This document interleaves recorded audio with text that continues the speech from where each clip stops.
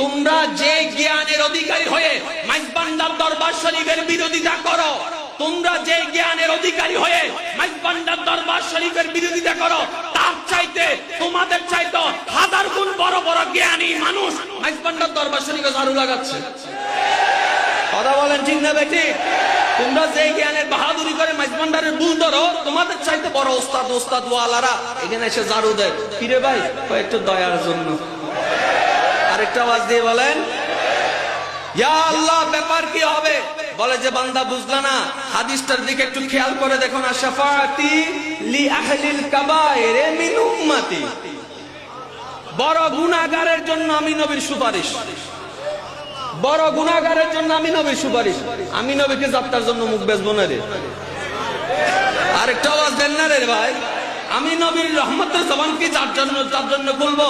আল্লাহ পাক বলবে, ও রাসূল, আজকে আপনাকে আমি শাফাআতের পুঞ্জি দিয়ে দিলাম, যারে মন চাই আপনি তাকে জান্নাতে নিয়ে যান। আমার নবী বলবে, ও আল্লাহ, তুমি সবকিছু জানা সত্ত্বেও ডাইরেক্ট জান্নাতে কিংবা জাহান্নামে না দিয়ে হাসরের ময়দান প্রমাণ করেছো। আরশে হক হে মসনদে রিফাত রাসূলুল্লাহ কি দেখনি হে হাসরে মে ইজ্জত রাসূলুল্লাহ কি।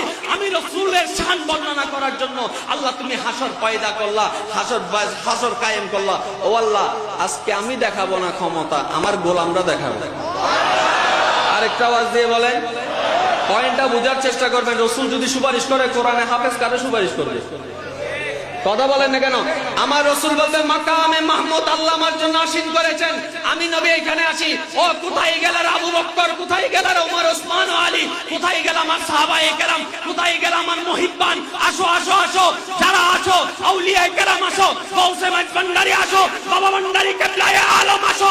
যার যারে মন চায়, যে যার মহব্বতে অন্তর্সিক্ত হয়েছে, জাহান্নামীকে জান্নাতি বানাই দাও। আমি রাসূল আসি থেকে গেল।